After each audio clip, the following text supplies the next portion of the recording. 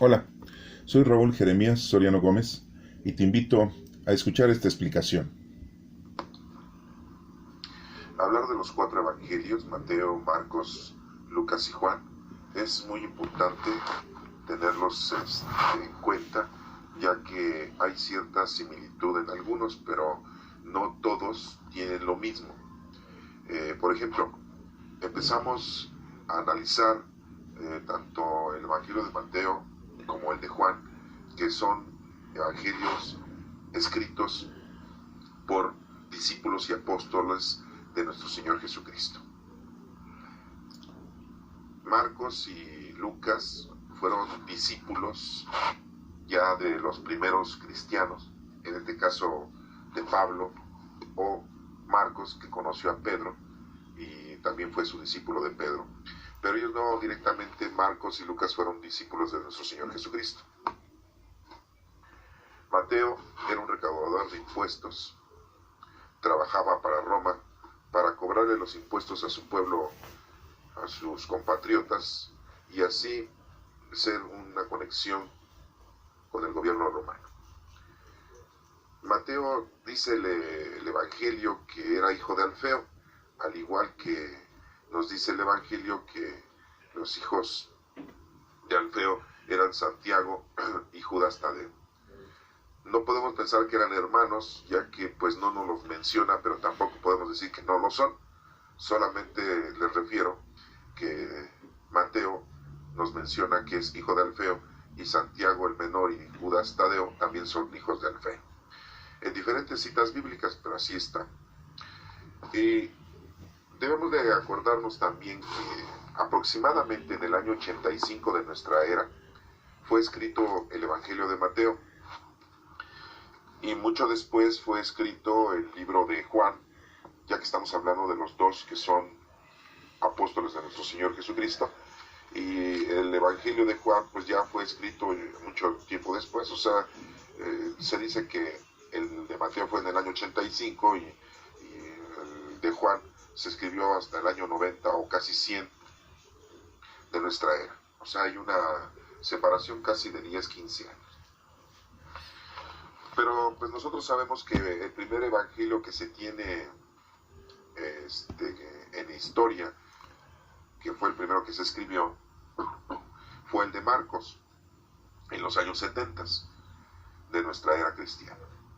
Pero no se tomaba mucho en cuenta el Evangelio de Marcos en su principio, porque precisamente Marcos pues no era discípulo y apóstol de nuestro Señor Jesucristo. Hasta que fue escrito el de Mateo, entonces, casi 100 años, el Evangelio de Mateo fue procurado y fue estudiado, fue leído, fue observado, fue tenido por la primitiva iglesia cristiana. El de Marcos se tenía, pero no lo tenían como primicia o como primordial para leerlo, o estudiarlo, o contenerlo.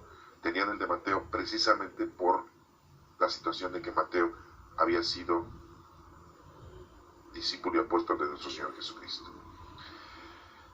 Por ahí tenemos también algunos otros evangelios que pues no son inspirados por Dios según la iglesia, y pues no los tenemos aquí, que son evangelios, se les dice contemporáneos, pero que no reúnen los requisitos como para poder decir que son inspirados por Dios.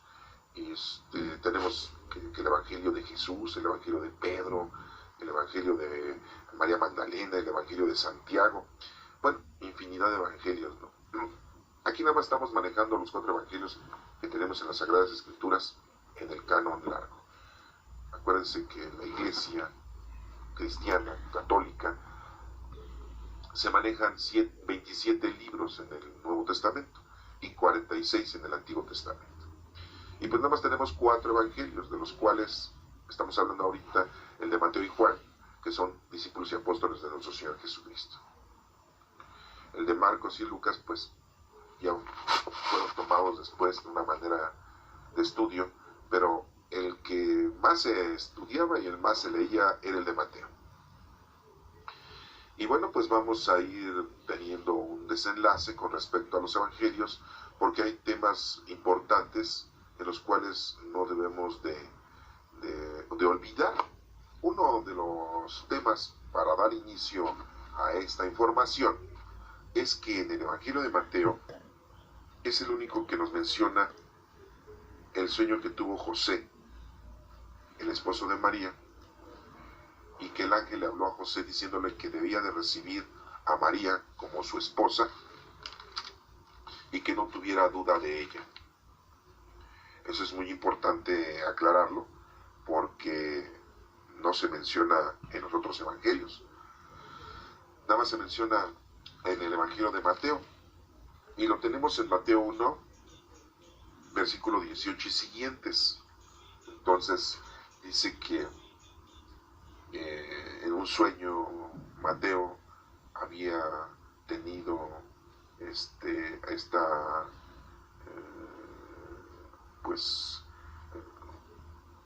podríamos decir que una información divina, un mensaje divino. Nos dice en la cita bíblica que el nacimiento de Jesucristo fue así. María, su madre, estaba comprometida para casarse con José, pero antes de que vivieran juntos se encontró encinta por el poder del Espíritu Santo. José, su marido, que era un hombre justo y no quería denunciar públicamente a María, decidió separarse de ella en secreto. Ya había pensado hacerlo así cuando un ángel del Señor se le apareció en sueños y le dijo: José, descendiente de David, no tengas miedo de tomar a María por esposa, porque el hijo que va a tener es del Espíritu Santo. María tendrá un hijo y le pondrás por nombre Jesús. Se llamará así porque salvará a su pueblo de sus pecados. Todo esto sucedió para que se cumpliera lo que el Señor había dicho por medio del profeta: la Virgen quedará encinta y tendrá un hijo, al que pondrán por nombre Manuel, que significa Dios con nosotros. Cuando José despertó del sueño, hizo lo que el ángel del Señor había mandado y tomó a María por esposa. Pero no vivieron como esposos hasta que ella dio a luz a su hijo, al que José puso por nombre Jesús. Bueno, pues vemos que esta cita bíblica, en donde se menciona el sueño de José, pues nada más lo tenemos aquí en el libro de Mateo, no lo tenemos en otro libro, en otro evangelio, aunque se nos hace referencia de que Lucas, en el capítulo número 2 y versículo 1 y siguiente, nos habla del nacimiento de Jesús, pero no nos habla del sueño de José. Entonces, nada más nos menciona que era descendiente de David, y es todo lo que nos dice. O sea, no nos dice otra cosa más. Entonces, esto es importante aclararlo, porque en ninguna parte de la Biblia vamos a encontrar este suceso de José y su sueño.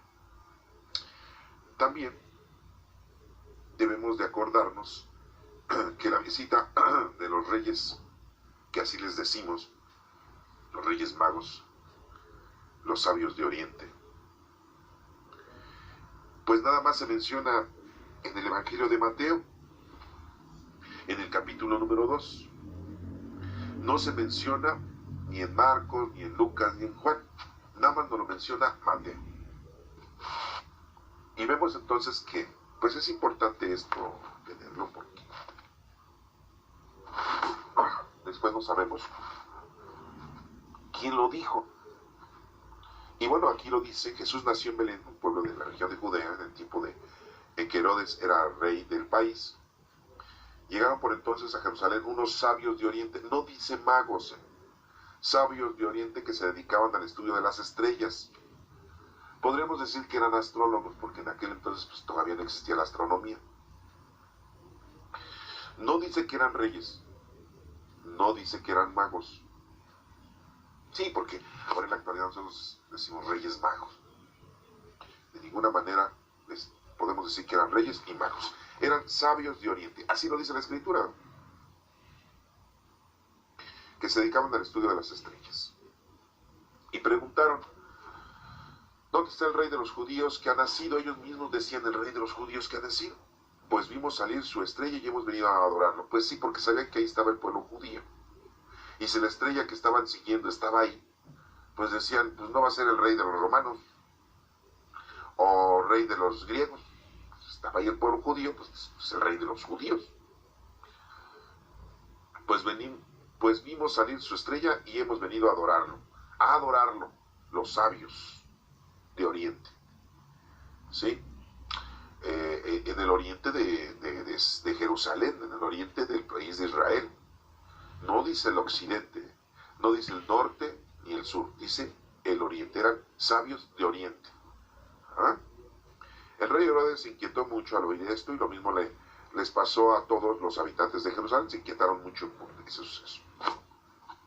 Mandó el rey llamar a todos los jefes de los sacerdotes y a los maestros de la ley y les preguntó dónde había de nacer el Mesías. Ellos le dijeron, bueno, pues nosotros sabemos, ¿no? Y dice aquí, en Belén de Judea, porque así le escribió el profeta.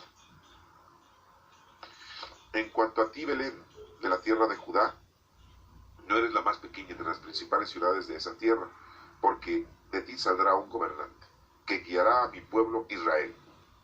Entonces Herodes llamó en secreto a los sabios, no les dice reyes magos, y se informó por ellos del tiempo exacto que había aparecido la estrella. Luego los mandó a Belén y les dijo, vayan allá y averigüen todo lo que puedan acerca de ese niño, y cuando encuentren avísenme para que yo también vaya a adorarlo. Con estas indicaciones el rey, los sabios se fueron, y la estrella que habían visto salir iba delante de ellos hasta que por fin se detuvo sobre el lugar donde estaba el niño. Cuando los sabios vieron la estrella, se alegraron mucho. Luego entraron en la casa. No dice que entraron al establo, así dice. Luego entraron en la casa y vieron al niño con María, su madre, y arrodillándose lo adoraron. Abrieron sus cofres y le ofrecieron oro, incienso y mirra. No juguetes, no regalos. Le ofrecieron 3 cosas, oro, incienso y mirra. Después, advertidos en sueños de que no debían volver a donde estaba Herodes, regresaron a su tierra por otro camino. O sea, también ellos tuvieron sueños, y posiblemente el ángel no nos menciona, les dijo, no regresen con Herodes, váyanse a los sabios. No eran reyes, no traían corona, no eran magos, no hacían magia, no eran del norte, del sur ni del occidente, eran del oriente. Tampoco nos dice que venían sentados en sus animales un caballo, un elefante y un camello o un dromedario. No nos dice nada de esto la escritura. Todo eso es sacado de otros libros. Pero aquí, en este evangelio, y es el único que nos menciona, no nos menciona otra cosa más que lo que acabamos de leer y escuchar. 3. Ofreciendo sus cofres, le dieron oro. No nos dice qué cantidad de oro. Pueden ser monedas de oro o pedazos de oro, incienso y mirra. ¿Por qué ofrecieron los sabios esto? Porque sabían que era importante señalar que tenían un significado esos 3 regalos.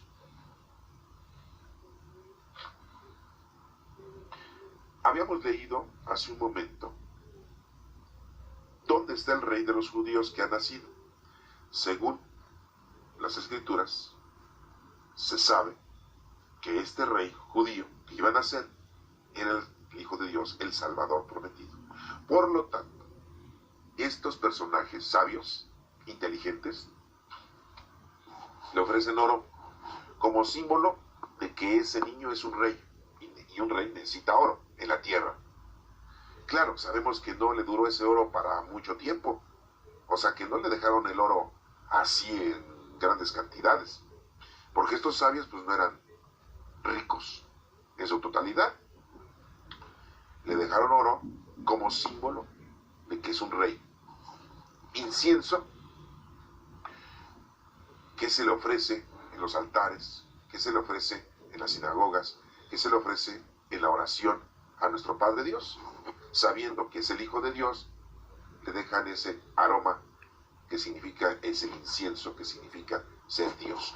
Entonces, es un rey, es un Dios, y mirra, que es una planta curativa de aquel entonces, simbolizando que es un hombre, es como un medicamento.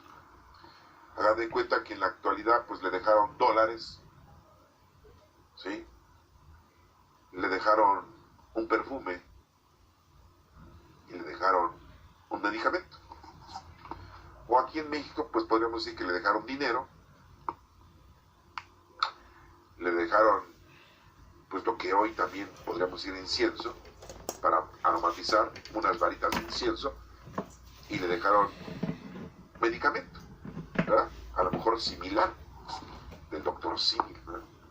Bueno, son 3 ofrecimientos y estos sabios de Oriente tienen sueño y se regresan sin contactar otra vez a Herodes. Esto solamente nos lo cuenta Mateo. Entonces, no nos dice que uno se llamaba Melchor, no nos dice que otro se llamaba Gaspar ni Baltasar, ni que venían en caballo, elefante y camello o dromedario. Y tampoco nos dice que eran reyes, ni tampoco nos dice que eran magos, ni que tampoco dejaron juguetes. Es el único lugar en donde nos menciona la Biblia esos 3 personajes. Y está en Mateo. También, aquí en Mateo, nos menciona la huida a Egipto. Tienen que huir a Egipto para que el niño no sea asesinado. Jesucristo no sea asesinado, el niño Jesús. Y es en el único evangelio que nos menciona esta situación. Y está en el capítulo, aquí mismo, en el capítulo 2, versículo 13 y siguientes. Dice así: cuando ya los sabios se habían ido, insisto, les dice sabios, un ángel del Señor se le apareció en sueños a José. Otra vez un ángel del Señor se le aparece a José y le dice: levántate, toma al niño y a su madre y huye a Egipto. No le dice: levántate, toma a tu esposa y a tu hijo. ¿Se dan cuenta cómo dice? Le dice: levántate, toma al niño y a su madre y huye a Egipto. Quédate ahí hasta que yo te avise, le dice el ángel. Porque Herodes va a buscar al niño para matarlo. José se levantó, tomó al niño, a su madre, y salió con ellos de noche, camino a Egipto, donde estuvieron hasta que murió Herodes. No nos dice de qué murió Herodes. Eso sucedió para que se cumpliera lo que el Señor había dicho por medio del profeta: de Egipto llamé a mi hijo. Egipto ha sido una tierra muy importante para los judíos, para los hebreos. Recordemos que ahí llegó José el soñador, había sido vendido por sus hermanos. José es uno de los 12 hijos de Jacob, uno de las 12 tribus de Israel. José, nieto de Isaac, bisnieto de Abraham. Llegó primero porque había sido vendido por sus hermanos por recelo, porque Jacob lo consentía mucho, y sus demás hermanos pues se les hicieron de él vendiéndoselo a un mercader que iba para Egipto. Y ese mercader se lo llevó a Egipto, y en Egipto José estuvo viviendo y creció, y bueno, esa historia está ahí en el Génesis, la pueden leer ustedes. Y así es como llegó José a Egipto. Y después Jacob y sus otros hijos llegaron a Egipto porque había hambre en las tierras, y el único lugar donde había que comer pues era en Egipto. Y llegaron ahí. Esa historia está ahí, la pueden leer. Y duraron, el pueblo judío, el pueblo hebreo, duró 400 años viviendo en Egipto. Ahí trabajaban, tuvieron muchas actividades. Según la historia dice que estuvieron esclavizados. Unos dicen que 400 años, no es cierto. ¿No? A lo mejor los últimos años de su vida ahí, pues ya era una vida muy inhóspita. Pero cuando llegaron ahí, pues era muy próspera la situación para los hebreos, porque José se había vuelto un dirigente, se había vuelto un administrador. Entonces trató bien a sus hermanos, a su padre. Y cuando muere José, pues sus descendientes siguieron viviendo ahí. O sea, duraron 400 años. Pero bueno, esa historia la pueden leer ustedes hasta que llegó Moisés y lo sacó de Egipto. Y Egipto forma parte muy importante de la historia del pueblo hebreo. No sin antes mencionar, o sí, antes mencionar, que Abraham, su primer hijo que tuvo fue con una esclava egipcia, o sea, Egipto. Y su primer hijo fue Ismael. Y después nació Isaac con Sara, cuando ya Abraham tenía 100 años de edad y 90 años tenía Sara. Y ya su otro hijo, pues ya tenía 15 años, Ismael, ya estaba grandecito, judío, pero egipcio también, con sangre egipcia y con sangre judía, hebrea. Por eso les digo, los egipcios, Egipto era una ciudad que tenía mucha relación con los hebreos. Y vemos aquí cómo Dios, por medio del ángel, le dice a José que se vayan a huir a Egipto para que Herodes no vaya a matar al niño. Y así lo hace José, en sueños. Muy importante eso, claro. Y esto solamente lo encontramos aquí, en Mateo. Nadie nos lo cuenta. Entonces, ya hemos visto que el sueño de José se cuenta aquí en Mateo, que la visita de los sabios de Oriente se cuenta aquí en Mateo, y que la huida a Egipto se cuenta aquí en Mateo. Pero también hay otro dato que Mateo cuenta y que no lo cuenta nadie más. La matanza de los niños, que es ordenada por Herodes el Grande. Y está aquí en el versículo 16 de este capítulo 2. Y dice, al darse cuenta Herodes de que aquellos sabios lo habían engañado, se llenó de ira y mandó a matar a todos los niños de 2 años para abajo que vivían en Belén. No inventen. Un montón de niños fueron asesinados y sus alrededores, de acuerdo con el tiempo que le habían dicho los sabios. Así se cumplió lo escrito por el profeta Jeremías. Se oyó una voz en Ramá, llantos amargos y grandes lamentos.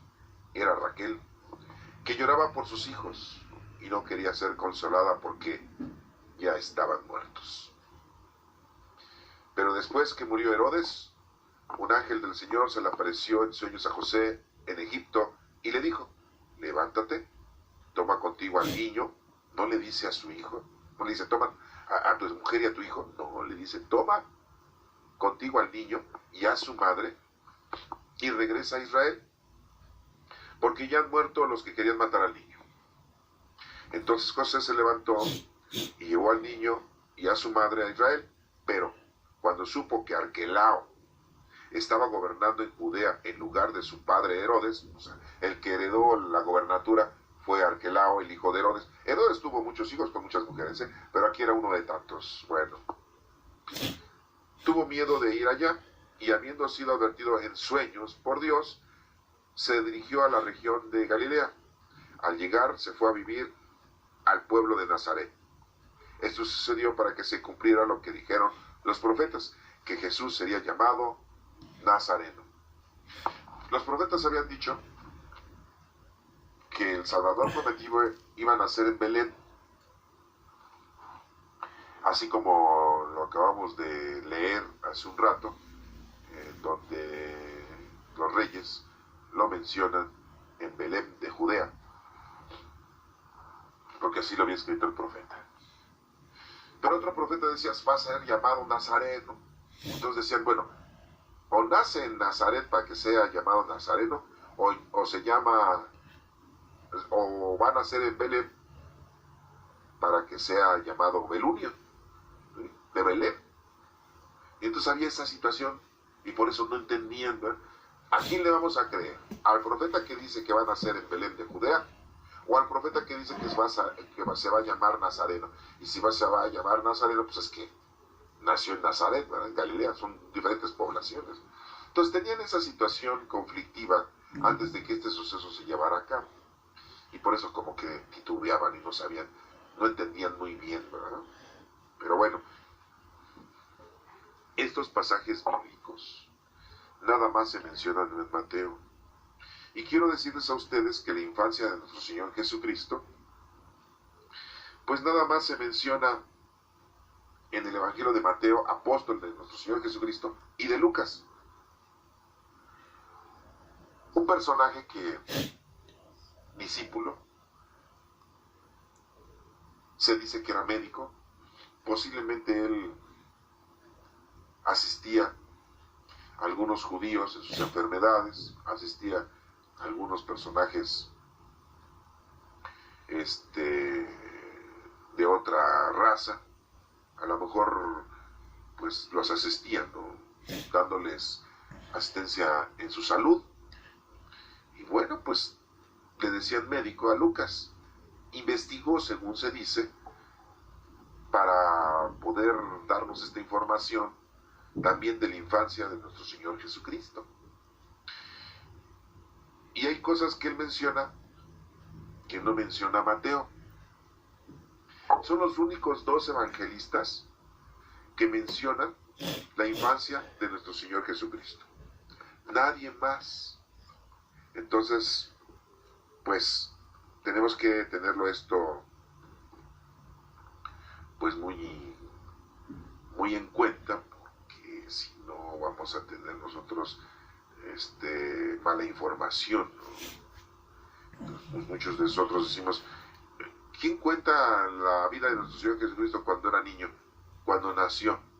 Pues solamente Mateo y solamente Lucas. Nadie más.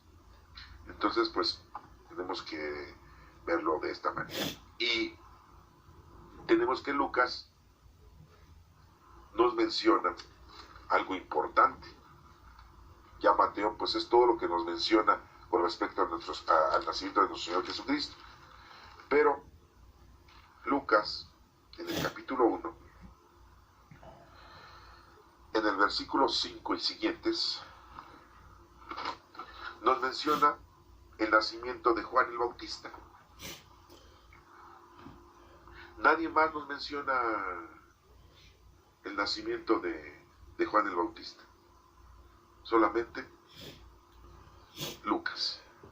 Entonces, pues, debemos de entonces saber que la única información que tenemos del nacimiento de Juan el Bautista, pues es de parte de Lucas. Y bueno, pues tenemos que leerlo para que veamos.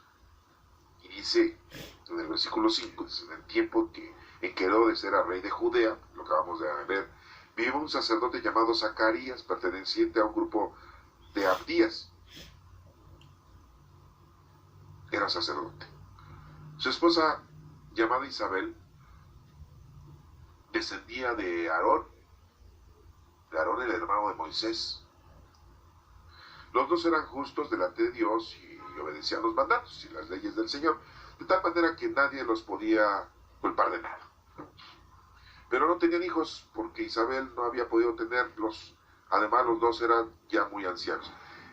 Así dice, pero en la actualidad sabemos que también los hombres a veces no pueden tener hijos.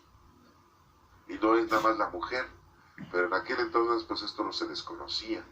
Y en la actualidad sabemos que la mujer puede que no tenga la capacidad de procrear, pero también el hombre. Entonces, bueno, aquí le culpan que la mujer, ¿no? ¿Cómo sabían que Zacarías era el que no podía tener hijos?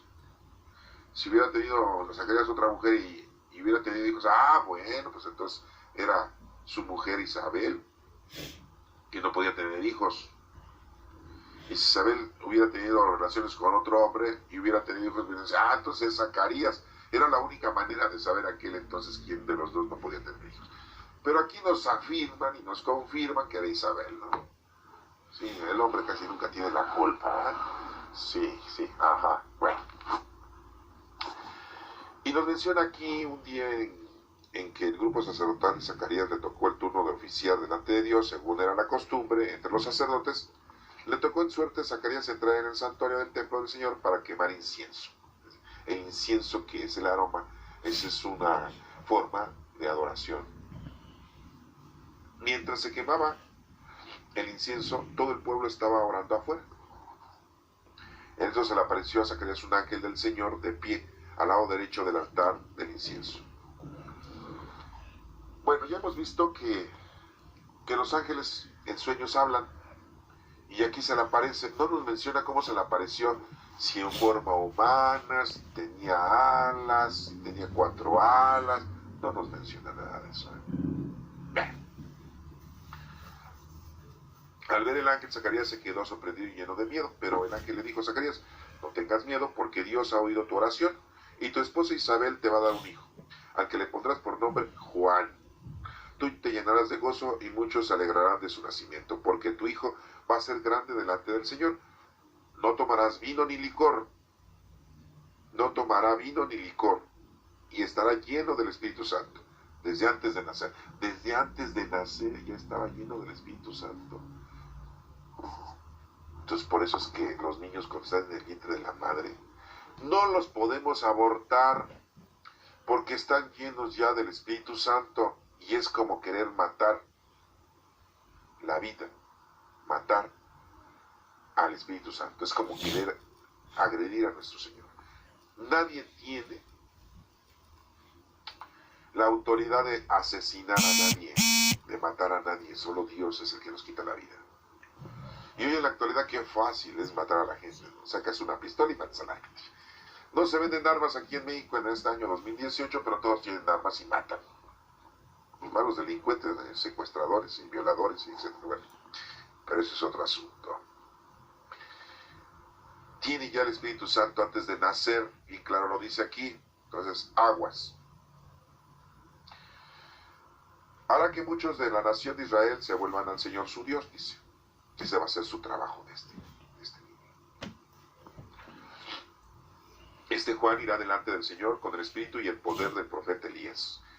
Fíjense cómo dice: con el espíritu y el poder del profeta Elías, para reconciliar a los padres con los hijos, y para que los rebeldes aprendan a obedecer. Eso es lo que iba a pasar. De este modo preparará el pueblo para recibir al Señor. Zacarías preguntó al ángel: ¿cómo puedo estar seguro de esto? Porque yo soy muy anciano y mi esposa también. El ángel le contestó: yo soy Gabriel. Ahí sí le dice quién es. Ya se identificó. Yo soy Gabriel, no era Rafael y Miguel, era Gabriel. Y estoy al servicio de Dios. ¿Qué es lo que hacen los ángeles? Están al servicio de Dios, no son sus hijos, son sus sirvientes.